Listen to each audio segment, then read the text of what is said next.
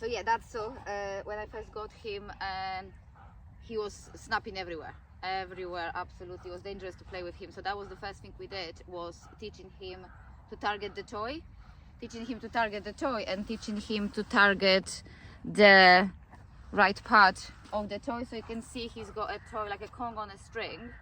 I hope you can see it, and he's holding onto the Kong. These are the type of toys I mentioned that are very good at teaching the dog to hold on to a toy, because the part of the toy you want, because as you can see, this is not as fun.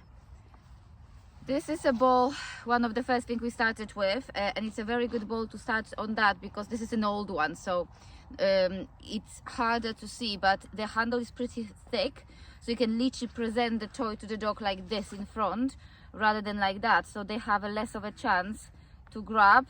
You can just almost like point it to the dog, so that helps with that understanding and learning to grab the toy. So he's definitely interested, so I'm gonna use that. Yep, good.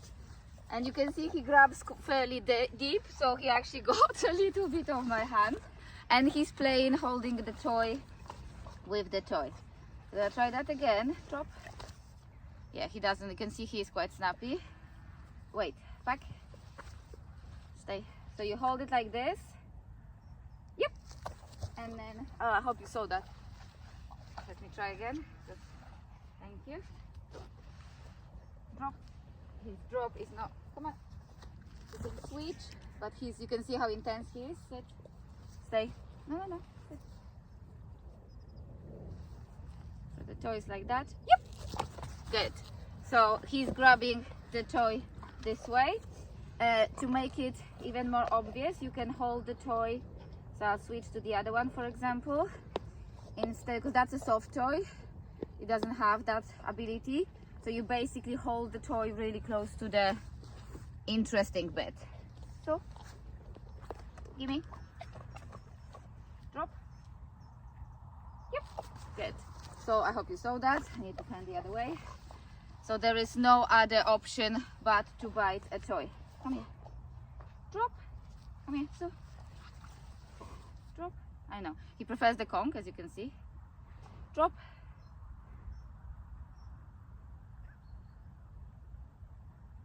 What you gonna do? I got him when he was just over 1. Very intense on toys, very obsessed. So still sometimes comes up. Good. Like this. Yep. Good. It just goes a bit deep. So he got my hand, hence the glove. Because we don't do that anymore. Ow. So the next step would be starting to have it when the dog can do it, like this, or just you holding close to the toy. You can start giving them more leeway. Out. Good. So then you start giving them more space. So let's say like this. Out. Good. Until you build it up to a full length of the toy. Out. Good. Bravo. Good. Out. Good. And then the dog is targeting the toy better and better. It's also, I don't know if you noticed, with him I try to keep it fairly steady. I'll explain a second why I probably get beaten. Drop. Good boy, find it. I'm gonna calm him down a bit. I'm gonna walk further away from this. Find it. Good. I'll try to show you what happens if you move the toy in a quick way. He's actually really good now. He's not grabbing yet the toy, which is really nice. I'm grateful. But if you're moving the toy erratically, you're just more likely to start to like basically get beaten accidentally. So this is really important. There's another good toy to teach the dog how to grab onto it. Okay, so down. Okay. So these are toys with handles. So you basically hold by the handles and don't present it to the dog like this, but you're holding it like that. And even as the dog is getting better at grabbing this, not that, but you can make it smaller to get the dog to target. I need to move. This.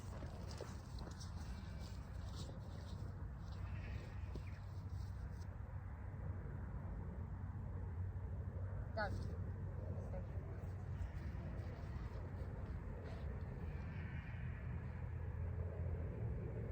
Yep. Good. Good. So he's grabbing onto a toy. It's not perfect.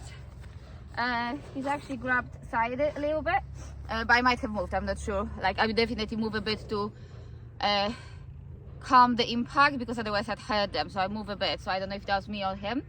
But I'm gonna show you now how we're going to do it to target it a little bit sort of more precise.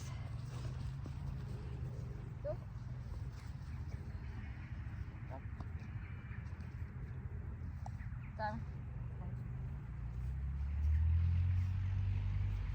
Yep. Good. So he's grabbed it in between my hands. Yes, I got bitten many times in the past when we were learning this. But he generally plays nicely with a toy.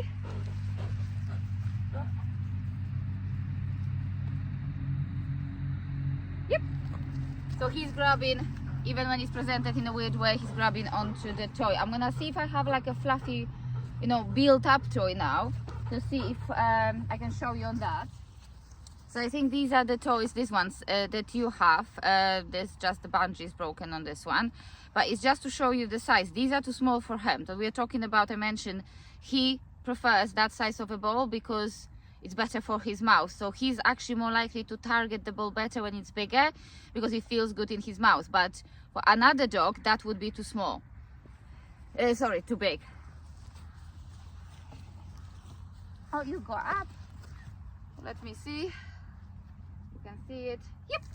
Good. And you can see, actually, that was really good. He gripped that bit first and then moved to the ball, because we worked on that as well, that if he doesn't grab it where I want, he always moves back to the ball, because like I said, we had to do it for safety. Let me see on this one. Out.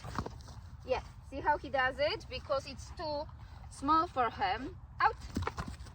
He grabs this and then goes back to the toy. We don't normally play with these toys because, like I said, they're too small. But we have, I just couldn't find it, we have a bigger variation of that toy like that. So fluff, a ball and a handle. And he is very good at grabbing onto the ball, because just the ball is big enough for him. Drop. So this is more comfortable from the human perspective than the other toys that I showed you. But for the dog, this is much more fun as well to hold on to than the other toys.